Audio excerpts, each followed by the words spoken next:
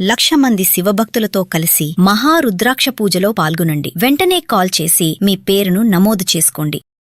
నమస్కారం, సుమన్ టీవీకి స్వాగతం. నేను గీతాంజలి. ప్రస్తుతం మనతో పాటు ఉన్నారు కొండవీటి దత్తాత్రేయ శర్మ గురువు గారు. వారు మంత్రశాస్త్ర ప్రావీణ్యులు. వారితో మాట్లాడి వారాహి నవరాత్రుల గురించి పూర్తి విశేషాలు తెలుసుకుందాం. మనలో చాలా మందికి సందేహాలు ఉన్నాయి కదండి, అసలు జరుపుకోవాలా వద్దా, ఎటువంటి నైవేద్యాలు సమర్పించాలి, ఎటువంటి మంత్రాలతో అమ్మవారిని ఆవాహన చేయాలి, ఎలాంటి మంత్రం గాని స్తోత్రం గాని మనం పఠించి వారాహి అమ్మవారి అనుగ్రహం పొందాలి. ఈ వివరాలన్నీ గురువుగారి మాటల్లో వేరే తెలుసుకుందాం. గురుగారు నమస్కారం అండి. నమస్కారం. గురుగారు, వారాహి నవరాత్రులు రాబోతున్నాయి, మరి విశిష్టత మాట్లాడుకుందాం. అలాగే అందరూ ఆచరించవచ్చా ఈ నవరాత్రులు, ఎలా జరుపుకోవాలి, మొదటి రోజు పాడ్యం నుంచి ప్రారంభిస్తే నవమి వరకు అసలు ఎలా జరుపుకోవాలి, ఎటువంటి నైవేద్యాలు అమ్మవారికి సమర్పించాలి, పూజ చేసే విధానం అంటూ ఉందా, నియమాలు కావచ్చు, అలాగే అప్పుడు పఠించవలసిన మంత్రాలు స్తోత్రాలు, వీటి గురించి కూడా తెలియచేయండి. శ్రీ మహాగణాధిపతయే నమః. వారాహి నవరాత్రాలు, వీటిని గుప్త నవరాత్రాలు అంటారు. వాస్తవంగా మనకి ప్రధానంగా 4 నవరాత్రాలు వస్తాయి. వసంత ఋతువులోను, అలాగే శరద్ ఋతువులోను వచ్చేటటువంటి నవరాత్రాలు, వసంత ఋతువులో వచ్చే నవరాత్రాలు వసంత నవరాత్రములని బాలా త్రిపుర సుందరి అమ్మవారికి చేస్తారు ఆ నవరాత్రులు. అలాగే శరన్నవరాత్రాలు, శరద్ ఋతువులో అంటే అక్టోబర్లో వచ్చేటటువంటి నవరాత్రాలు, వాటిని దేవీ శరన్నవరాత్రాలని దుర్గా స్వరూపంగా అమ్మవారికి చేస్తారు నవరాత్రులు. అలాగే మాఘమాసంలో వచ్చేటటువంటి నవరాత్రాలని శ్యామలా నవరాత్రాలని శ్యామలాదేవి, రాజశ్యామలాదేవికి చేస్తారు. ఆషాఢ మాసంలో పాడ్యమి నుంచి నవమి వరకు వచ్చేటటువంటి నవరాత్రాలని గుప్త నవరాత్రములు లేదా వారాహి నవరాత్రములు అనేటటువంటి పేరుతో పిలుస్తారు. అసలు మనకి మొదటి నుంచి కూడా అంటే ఈ మధ్య కాలంలో బాగా పవన్ కళ్యాణ్ దీక్ష తీసుకుని ఆయన ఉప ముఖ్యమంత్రి అయిన తర్వాత ఇది బాగా ప్రాచుర్యంలోకి వచ్చింది. ఆ వాహనానికి ఆ పేరు పెట్టుకుని ఇదంతా చేయడం వల్ల బాగా ప్రాచుర్యంలోకి వచ్చి, అంతకు ముందు ఉంది. కానీ ఈ వారాహి నవరాత్రాలు ఎవరు చేసేవారయ్యా అంటే సాధకులు, ఉపాసనాపరులు, వారు మాత్రమే గతంలో చేసేవారు. ఇప్పుడు అందరూ కూడా దానిని, ఈ కార్యక్రమాలని, నవరాత్రాలు చేయాలి, అమ్మవారిని ఆరాధించాలనేటువంటి సంకల్పంతో ఉన్నారు.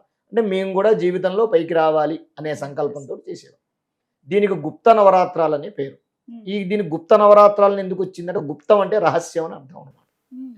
మనం నిర్వహించేటటువంటి నవరాత్రాలు అంటే వారాహి దీక్ష కానివ్వండి, వారాహి నవరాత్రాలు కానివ్వండి, రెండో కంటి వాడికి తెలియకుండా చేయాలి. అందుకే గుప్త నవరాత్రాలు, గుప్తంగా చేసేటటువంటి నవరాత్రాలు.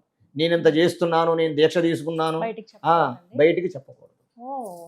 గుప్త నవరాత్రాలు అంటే రహస్యంగా చేసేది. ఇప్పుడు 4 నవరాత్రాల్లోనూ దీని ఒక్కదానికే గుప్త నవరాత్రాలను ఎందుకు పేరు వచ్చింది అంటే, ఇది సాధకులు అలాగే ఉపాసనాపరులు గుప్తంగా చేసుకునే నవరాత్రాలు. వారాహి ఉపాసన ఉన్నటువంటి వాళ్ళు ఎవరైతే ఉంటారో, తంత్రక్రమంలో ఉన్న వాళ్ళు కానివ్వండి, సమయ దక్షిణ కౌలాచారాలు ఆచరించే వాళ్ళు ఎవరైతే ఉంటారో వాళ్ళు నిర్వహిస్తూ ఉంటారు.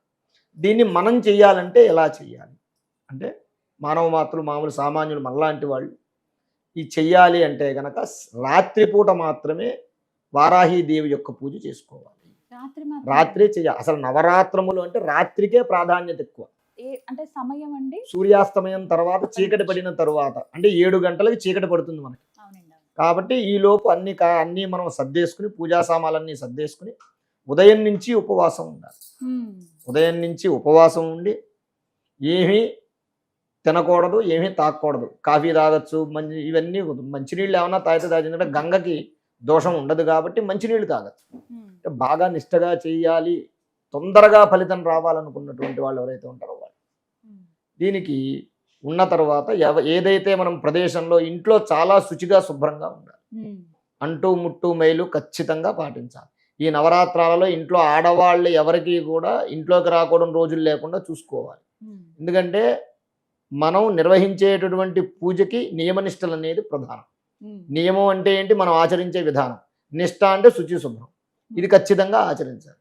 ఉపవాస దీక్షతో ఉండి మనం ఏదైతే ఈ ప్రదేశంలో ఇంట్లోనో లేకపోతే ఎక్కడైనా గుళ్ళోనో ఎక్కడైతే చేస్తున్నామో అక్కడ ఆవు పేడతోటి అలకాలి. ముందు దాని మీద ఒక పీట వేయాలి, చెక్క పీట. ఈ మధ్య వేరే వేరే పీటలు ఏవో వస్తున్నాయి, వాళ్ళు అల్యూమినియం పీటలు అవి ఇవన్నీ కూడా వస్తాయి. అవి వేయకూడదు, చెక్క పీట వేయాలి. వేసి దాని మీద వారాహి యంత్రం కానీ అష్టదళ పద్మం కానీ వేయాలి. వేసిన తరువాత దాని మీద కొత్త వస్త్రాన్ని వేయాలి. వారాహీదేవికి ఎక్కువగా ఆకుపచ్చ రంగు అంటే బాగా ఇష్టం. వారాహీదేవికి ఆకుపచ్చ రంగు అంటే బాగా ఇష్టం అన్నమాట ఎక్కువ, లేదా గోధుమ రంగు అయినా పర్వాలేదు. ఇతరత్ర అమ్మవార్లకి పసుపు ఎరుపు అది కామన్ రంగు కాబట్టి, వస్తువు కాబట్టి పసుపు కానీ ఎరుపైనా వేసుకోవచ్చు. దాని మీద 3 దోశల బియ్యం పోయాలి. పోసిన తరువాత ఒక రాగి పాత్ర అంటే ఒక రాగి పళ్ళెం లాంటిది ఏదైనా పెట్టుకుని, కలశం పెట్టుకునేటటువంటి వాళ్ళు ఎప్పుడూ కూడా ఒకటే ఆలోచించుకోవాలి, కలశం కదలకూడదు. కలశం పెట్టుకుంటే అఖండ దీపం కానీ కలశం కానీ పెట్టుకుంటే అఖండ దీపం కొండెక్కకుండా చూసుకోవాలి, కలశాన్ని జాగ్రత్తగా పెట్టుకోవాలి. ఎందుకయ్యా అంటే వారాహీదేవి ఉగ్రదేవత, ఎంత కరుణామూర్తియో అంత ఉగ్రదేవత. అపచారం జరగకూడదు. కలశాలు ఏదైనా దొర్లినా కింద పడినా అది చాలా ఇబ్బందికర పరిస్థితులకి దారితీసేటువంటి పరిణామాలు వస్తాయి. కాబట్టి కలశాలు అవి పెట్టుకుని ఓపికగా చేసుకునే వాళ్ళు ఉంటే, సంరక్షించి చేసుకునే వాళ్ళు ఉంటే కలశం పెట్టి అఖండం పెట్టుకుని చేసుకోవచ్చు. ఓపిక లేని వాళ్ళు ఉంటారు. వాళ్ళు ఏం చేయాలి అంటే ఒక రాగి పళ్ళెం పెట్టుకుని, ఈ మధ్య అమ్మవారు వారాహి అమ్మవారి యొక్క ప్రతిమలు కానీ రూపులు కానీ వస్తున్నాయి. చిన్న చిన్న విగ్రహాలు లాంటివి వస్తున్నాయి. ఆ విగ్రహం కూడా బొటనవేలు పరిమాణం కన్నా పెరగకూడదు. అంగుష్ట మాత్రం బొటనవేలు పరిమాణం కన్నా పెరగకూడదు. దానిని తెచ్చి ఆ రాగి పళ్ళెంలో పెట్టుకుని చక్కగా దానికి అభిషేకం, పంచామృతాలతో అభిషేకం చేసి వారాహి అష్టోత్తరం ఒకటి, తర్వాత దేవీ ఖడ్గమాలా స్తోత్రంతో ఒకటి అర్చన చేసుకో. ఇంకా ఓపుకుంటే లలితా సహస్రనామం కూడా చెప్పుకుని అర్చన చేసుకుని ప్రతిరోజు కూడా అమ్మవారికి శక్తి ఉన్నటువంటి వాళ్ళు రోజు ఒక అన్న పదార్థం, ఓ రోజు పరమన్నం అంటే ఈ రోజు ఇదే పెట్టాలి, ఈ రోజు ఇదే పెట్టాలనేం లేదు.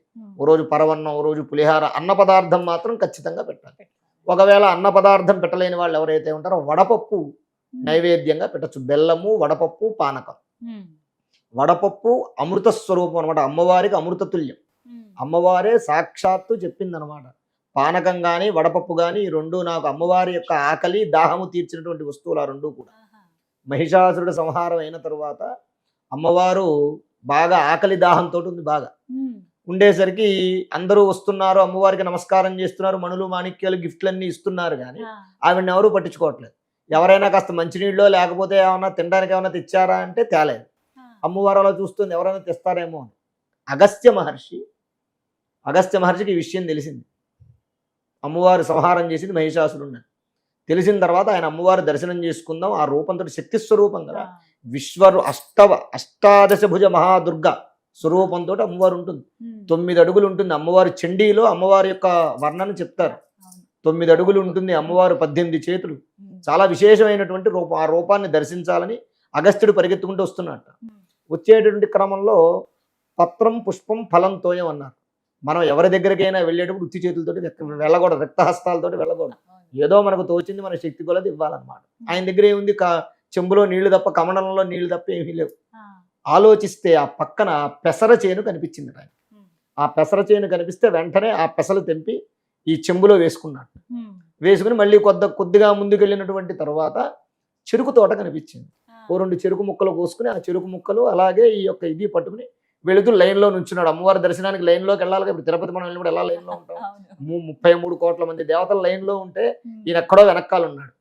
అమ్మవారికి ఈ అగస్త్య మహర్షి ఈ 2 పదార్థాలు తెచ్చినట్టుగా తెలిసింది.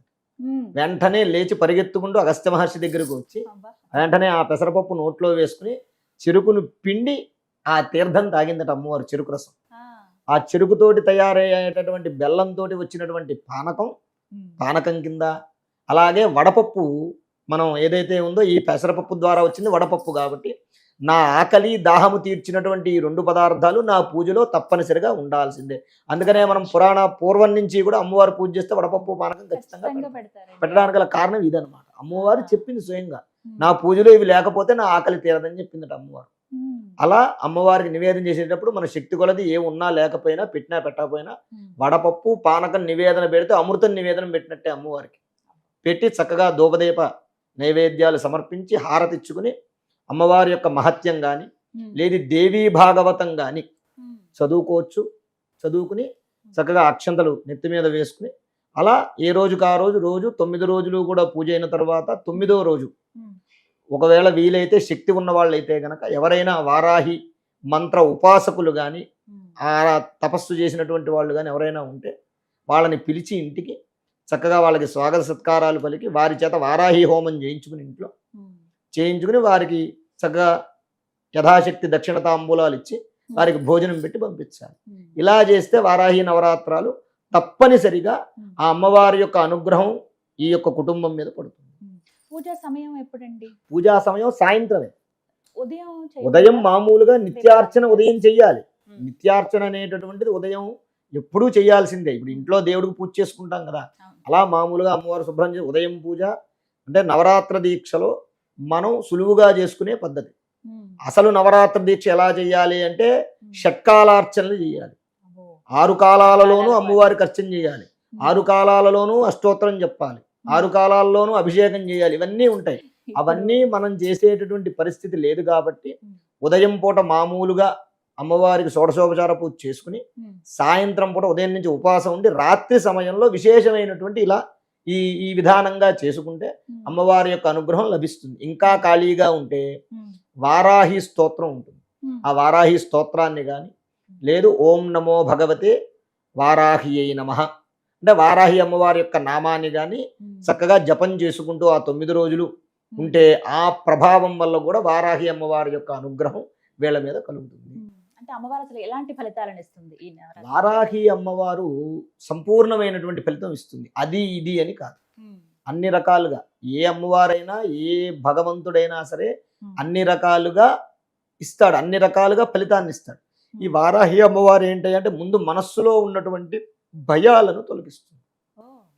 తరువాత వారాహి అమ్మవారిని అసలు ఆరాధించడానికి గల ప్రధానమైనటువంటి కారణం ఏంటంటే ఈ వారాహి అమ్మవారు ఎవరు? విష్ణుమూర్తి యొక్క దశావతారాలలో వరాహస్వామి వారి యొక్క స్త్రీ రూపం, స్త్రీ శక్తి. ప్రతి సృష్టిలో ప్రతి దానికి కూడా స్త్రీ శక్తి ఉంటుంది, పురుష శక్తి ఉంటుంది. అలాగే వినాయకుడు ఉన్నప్పుడు వైనాయకి అమ్మవారు కూడా ఉన్నారు, కుమారస్వామి ఉన్నారు, కౌమారి అమ్మవారు ఉన్నారు. పురుష దేవత యొక్క శక్తి స్త్రీ దేవతగాను, స్త్రీ దేవతా శక్తి పురుష దేవతగాను కూడా 2 శక్తులు ఉంటాయి. అలాగా నారసింహి లేదా ప్రత్యంగిర ఇలాగ ప్రతిదానికి ఉంటారు. ఇలా ఉన్నప్పుడు ఏమవుతుంది అంటే ఈ వారాహి అమ్మవారు వరాహస్వామి వారి యొక్క శక్తితో ఉద్భవించినటువంటి తల్లి. ఈవిడ లలితా త్రిపుర సుందరి అమ్మవారి యొక్క దండనాయకి, సైన్యాధ్యక్షురాలు. అంటే ఎవరైతే అమ్మవారిని ఆరాధిస్తారో వారికన్నా ముందు ఆవిడే ఉండి వారి యొక్క కష్టాలను నివారణ చేస్తుంది. అంటే దండం పట్టుకుని అమ్మవారు, మనం వారాహి అమ్మవారి యొక్క పటం చూస్తే దండం పట్టుకున్నట్టు ఉంటుంది. ఆ దండం ఆవిడ దండనాయకి అమ్మవారు అన్నమాట. తెలుసో తెలియకో ఈ వారాహి అమ్మవారిని ఆరాధించినటువంటి వాళ్ళు ఏదైనా పొరపాట్లు చేస్తే దండించి నాయన నువ్వు వెళ్ళే దారి తప్పు అని చెప్పి సన్మార్గంలో పెట్టేటటువంటి ఇది కూడా ఆ యొక్క వారాహి అమ్మవారికి ఉంటుంది. అంతేకాకుండా వారాహి అమ్మవారు మనం చెప్పుకున్నాం, విష్ణుమూర్తి వారాహస్వామి స్వరూపం చెప్పుకున్నాం కదా. ఈ వరాహస్వామి ఎలాగైతే భూమిని ఉద్ధరింపజేశారో, సముద్రంలో పడిపోయినటువంటి ఈ భూమిని ఉద్ధరింపజేశారో, వారాహి అమ్మవారిని కనుక ఎవరైతే ఆచరిస్తారో వారికి కష్టాలు, ఈ యొక్క దాంపత్యము, సంసారం అనేటటువంటి సముద్రంలో పడి కొట్టుమిట్టాడేవాడిని పైకి తీసుకొస్తుంది అమ్మవారు. ఆ కారణంగా వారాహి అమ్మవారిని ఆరాధన. చాలా చక్కగా వివరించారండి. ఇవన్నీ కూడా సందేహాలు, అసలు జరుపుకోవాలా వద్దా, ఒకవేళ చేస్తే కనుక ఎలా అనేటువంటి సందేహాలను నివృత్తి చేశారు. ధన్యవాదాలు గురువు గారు. నమస్కారం. శ్రీ మహాగణాధిపతయే నమః. ఆరోగ్యము, ఐశ్వర్యము, ఆనందము, ఆర్థిక లాభం ఇవన్నీ కలగాలంటే ఆగస్టు 11వ తారీఖు మంగళవారం రోజున మేము నిర్వహించేటటువంటి 1,00,000 రుద్రాక్షల పూజలో పాల్గొనండి. పరమేశ్వరుడి యొక్క అనుగ్రహం వల్ల సర్వ విధములైనటువంటి కష్టాలు నివారణమై ఐశ్వర్యాలు కలుగుతాయి. 1,00,000 రుద్రాక్ష పూజలో పాల్గొనేటటువంటి వారు స్క్రీన్ మీద స్క్రోల్ అవుతున్నటువంటి నంబర్లకు కాల్ చేసి రిజిస్ట్రేషన్ చేసుకోగలరు.